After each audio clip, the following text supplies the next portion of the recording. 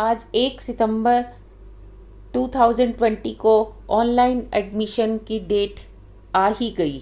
7 सितंबर Monday से online admission portal खुलने जा रहा है, यानी कि 7 सितंबर से आप फॉर्म डाउनलोड करके फिल कर सकते हैं। इसके लिए ये आपको स्क्रीन पे वेबसाइट दी गई है। ऑनलाइन एडमिशन की एंड डेट भरने की लास्ट डेट है 21 सितंबर, that is Monday. Given website पे आप खोल के लिंक को डाउनलोड कर सकते हैं और फिलअप करके 21 सितंबर मंडे तक उसको सबमिट कर सकते हैं। इसमें डॉक्यूमेंट वेरिफिकेशन और मेरिट लिस्ट की डेट है 22 से 25 सितंबर, यानी ट्यूसडे से फ्राइडे तक की। Next, display of first merit list ये होगा 26 सितंबर को। लकी स्टूडेंट्स को पहली मेरिट लिस्ट में ही एडमिशन मिल जाएगा। सबमिशन ऑफ फीस उनके लिए होगा 26 से 29 सितंबर तक। अगर वो अपने पसंद के कॉलेज में रहना चाहते हैं तो फीस जमा करा दें। सेकंड डिस्प्ले होगा मेरिट लिस्ट का 30 सितंबर वेडनेसडे को, और वो उसके बाद विद इन 5 डेज फीस जमा करा सकते हैं 1 अक्टूबर से 5 अक्टूबर तक। अगर वो इस कॉलेज में जाना चाहते हैं तो फीस जमा कर दें। कमेंसमेंट ऑफ टीचिंग 6 अक्टूबर, यानी कि 6 अक्टूबर से आपकी क्लासेस स्टार्ट होने जा रही है। यूजी स्टूडेंट्स खुश हो जाइए। ओपन काउंसलिंग 6 अक्टूबर को होगी, यानी कि जिनका फर्स्ट और सेकंड मेरिट लिस्ट में नाम नहीं आया वो ओपन काउंसलिंग में पार्टिसिपेट कर सकते हैं।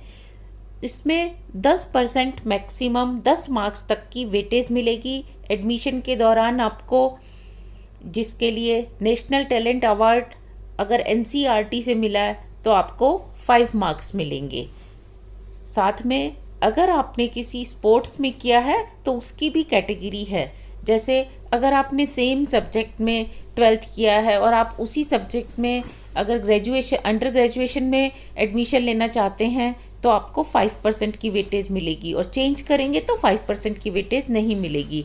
एनसी कैडेट्स जिनको बी सर्टिफिकेट मिला है या जिन्होंने स्काउट या गाइड होल्डर्स हैं, भारत स्काउट गाइड हैं, उनको भी 5% का वेटेज है। लेकिन वेटेज किसी एक चीज़ का ही मिलेगा और मैक्सिमम 10 मार्क्स तक का वेटेज है। ऐसे ही स्पोर्ट्स सर्टिफिकेट के लिए के भी आपको 5 मार्क्स मिलते हैं। अगर आप सारी ही चीज़ों में एक्टिव रहे हैं तो मैक्सिमम आपको 10 मार्क्स ही मिलने वाले हैं। Guideline for sports weightage. Sports weightage के लिए अलग अलग गाइडलाइन है कि कौन से स्पोर्ट्स को कब मिलेगा। जैसे स्टेट और national position holder certificate from the respective state government और स्पोर्ट्स डिपार्टमेंट, अगर वो खुद गवर्नमेंट या डिपार्टमेंट दे रही है आपको तो आपको उसका वेटेज 5 मार्क्स का मिलने वाला है।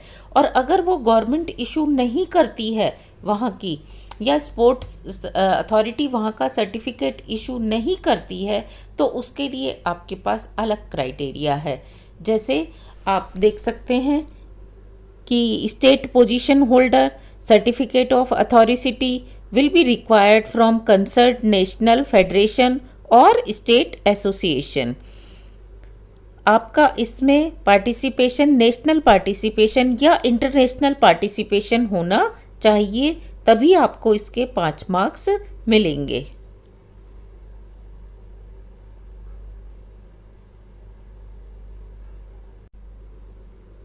नेक्स्ट, गेम या इवेंट कोई जो कि शेड्यूल्ड है लिस्ट में association of Indian university sports के कैलेंडर में, आपको उसके भी 5 मार्क्स मिलने वाले हैं।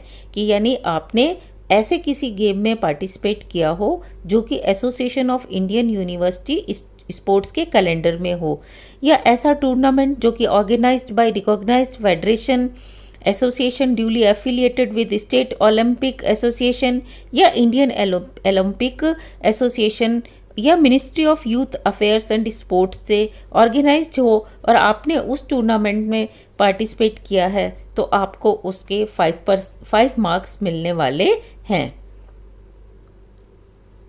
आप ध्यान दीजिए आपने किस में पार्टिसिपेट किया है, और आपको वेटेज नहीं मिलेगा यह जानना जरूरी है। अगर आपने पार्टिसिपेशन किया है और winning position in the sports and game organised by Nehru Yuva Kendra ने, या सीबीएसई नेशनल ने, या विद्या भारती नेशनल ने, RRRL 704-20 या 2020 ने, JD235 tournaments, panchayat tournaments, Navodaya nationals and participation in non recognised tournaments, इसमें आपको कोई वेटेज मिलने वाला नहीं है। और अगर 10+2 आपने रूरल एरिया के हरियाणा से पास किया है तो आपको 5 मार्क्स का वेटेज मिलने वाला है। तो ग्रामीणों के लिए यह खुशखबरी है कि वो रूरल एरिया से आते हैं तो उनको 5 मार्क्स का एक्स्ट्रा वेटेज मिलने वाला है।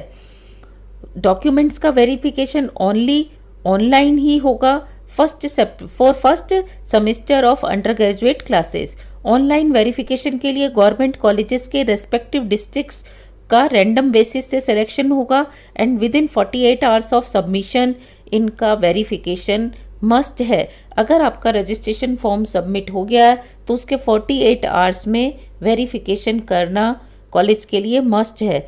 2 मेरिट लिस्ट आएंगी आपकी और तीसरी मेरिट लिस्ट आपकी नहीं होगी, वो ओपन काउंसलिंग होगी। अगर आपका 2 मेरिट लिस्ट में नाम नहीं आता है तो आप अपनी पसंद के कॉलेज में जाके ओपन काउंसलिंग में बैठ सकते हैं। क्या पता किस्मत आपका साथ दे और आपको वहाँ एडमिशन मिल जाए। एडमिशन कैंसिलेशन के लिए आपको रिक्वेस्ट ऑनलाइन ही करनी होगी अगर आपको वो पसंद नहीं है कॉलेज, और कॉलेज इंश्योर करेगा कैंसिलेशन ऑफ एडमिशन को, और आपकी फ़ीस रिफ़ंड होगी, और वो तभी रिफ़ंड होगी जब आपने पूरे नॉर्म्स के साथ, यूनिवर्सिटी नॉर्म्स के साथ फ़ीस जमा की है तो कॉलेज भी आपके यूनिवर्सिटी नॉर्म्स के साथ ही फ़ीस को रिफ़ंड करेगा। यानी कि दोनों केसेस में यूनिवर्सिटी नॉर्म्स को फॉलो करना मैंडेटरी है। स्टूडेंट भी यूनिवर्सिटी नॉर्म के अकॉर्डिंग ही फ़ीस जमा करेंगे। और अगर कोई डिस्क्रिपेंसी है किसी भी डॉक्यूमेंट में तो उसके लिए आपको SMS भेजा जाएगा और 48 आवर्स के अंदर आपको उस SMS का रिप्लाई करना है। कोई आपका डॉक्यूमेंट कम है तो वो आपने सबमिट करना है। कोई फिजिकल प्रेजेंस आपकी ज़रूरी नहीं है, आपने किसी भी तरीके से कॉलेज में नहीं जाना है। जो काम होगा आपको SMS आने के बाद ऑनलाइन ही चेंज करना है, ऑनलाइन ही कोई वेरीफाई करना है तो वो भी ऑनलाइन ही होगा। SMS मिलने के 48 आवर्स आपके लिए बहुत ज़्यादा इम्पॉर्टेंट है। विद इन 48 आवर्स आपको ये सारा काम करना है। वेटेज आपको तभी मिलेगी मार्क्स की जब आपने उससे कंसर्न डॉक्यूमेंट को अपलोड किया है। अगर आप किसी भी कैटेगरी का वेटेज चाहते हैं तो आपको उस कैटेगरी का डॉक्यूमेंट, सर्टिफिकेट फॉर्म के साथ अपलोड करना बहुत ज़रूरी है। और जो ये है लिस्ट ऑफ डॉक्यूमेंट जो कि आपको अपलोड करने हैं। First, scan passport size photograph, scan copy of signature, matric 10th marksheet की स्कैन कॉपी लगानी है। फोर्थ, आपको 10+2 की मार्कशीट लगानी है और माइग्रेशन सर्टिफिकेट उन स्टूडेंट्स को लगाना है जो हरियाणा स्कूल एजुकेशन बोर्ड से अदर देन दूसरे बोर्ड के हैं। यानी कि जिन्होंने हरियाणा स्कूल एजुकेशन बोर्ड से किया है उनके लिए माइग्रेशन सर्टिफिकेट कंपलसरी नहीं है। साथ में आपको character certificate, national talent award certificate bye NCERT अगर आपको मिला है, या कोई स्पोर्ट्स सर्टिफिकेट है तो वो लगाना है। बोनाफाइड हरियाणा का आपको लगाना है, बोनाफाइड रेसिडेंस हरियाणा सर्टिफिकेट आपको साथ में अपलोड करना है। इसके अलावा आपको अगर आप EWS या SCBC में कुछ भी मार्क्स चाहते हैं या उसका कोटा चाहते हैं तो आपको इनकम सर्टिफिकेट लगाना मस्ट है। रिजर्व कैटेगरी के लिए रिजर्व कैटेगरी का सर्टिफिकेट लगाना, और गैप ईयर वाले स्टूडेंट्स को गैप ईयर का सर्टिफिकेट लगाना कि उन्होंने गैप ईयर में क्या किया, इसका सर्टिफिकेट लगाना मस्ट है। अदरवाइज उनका फॉर्म रिजेक्ट हो सकता है। अगर उनका फर्स्ट मेरिट लिस्ट में नेम अपीयर होता है तो उनका वेरिफिकेशन भी ऑनलाइन ही होगा और उन्हें इसके लिए तैयार रहना है। जनरल कैटेगरी के student EWS economically weaker section के लिए अप्लाई कर सकते हैं, लेकिन उन्हें इनकम सर्टिफिकेट साथ में लगाना होगा। तो जनरल कैटेगरी के स्टूडेंट्स अगर वो EWS कैटेगरी में आते हैं तो ये उनके लिए खुशखबरी है। After final selection admission charges paid online paid होंगे और कोई भी फिजिकली फ़ीस को एक्सेप्ट करने का प्रोविज़न नहीं है। तो आप इसके लिए अपने तैयारी रखिए कि बैंक के थ्रू कैसे फ़ीस जमा करानी है। कोई डॉक्यूमेंट आपका फिक्टिशियस या बोगस पाया जाता है तो वो लीड कर सकता है आपके कैंसिलेशन को। आपका एडमिशन कैंसिल हो सकता है अगर आपका कोई डॉक्यूमेंट फिक्टिशियस है या बोगस है। तो ध्यान से अपने डॉक्यूमेंट्स को अपलोड करिए। आपको आपके डॉक्यूमेंट से रिलेटेड एसएमएस आ जाएगा। आपको फिजिकली वहाँ जाने की ज़रूरत नहीं है। 48 आवर्स के बीच में एसएमएस आएगा और एसएमएस मिलने के बाद 48 आवर्स के बीच में ही आपको चेंजेस करने हैं। अगर आपका सीजीपीए में रिजल्ट है तो उसको बोर्ड के नॉर्म्स के हिसाब से परसेंटेज या मार्क्स में कन्वर्ट करना ज़रूरी है। जो भी आपके बोर्ड के नॉर्म्स हैं उसके हिसाब से आप उसको परसेंटेज में या मार्क्स में कन्वर्ट करेंगे। एक स्टूडेंट एक से ज़्यादा multiple courses up to 5 colleges में और अप टू 5 कोर्सेज के लिए, यानी कि आप लगभग 25 कोर्सेज के लिए अप्लाई कर सकते हैं और एज मैनी एज कॉम्बिनेशन आप चाहो उतने कॉम्बिनेशंस के लिए आप अप्लाई कर सकते हो। मिनिमम एक के लिए और मैक्सिमम कितने के लिए ही आप अप्लाई कर सकते हैं।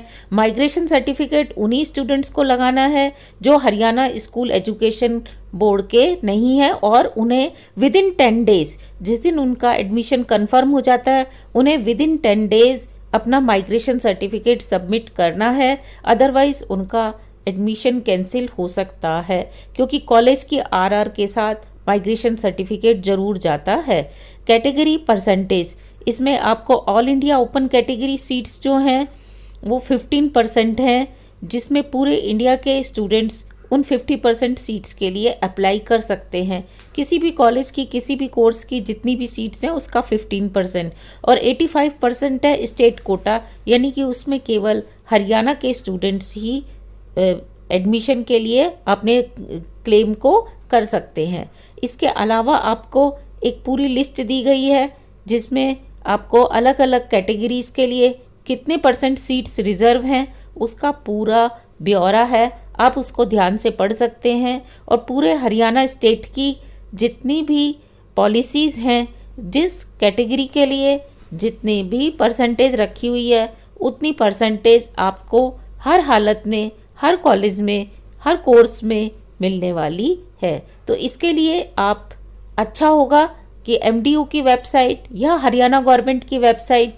को ध्यान से पढ़ें और अगर आप किसी कैटेगरी को बिलोंग करते हैं तो उसके लिए अवेयर रहें और अपने फॉर्म में उससे रिलेटेड सर्टिफिकेट ज़रूर लगाएं, इनकम से रिलेटेड सर्टिफिकेट ज़रूर लगाएं, अपना कास्ट से रिलेटेड सर्टिफिकेट ज़रूर लगाएं अगर आप उसका बेनिफिट चाहते हैं।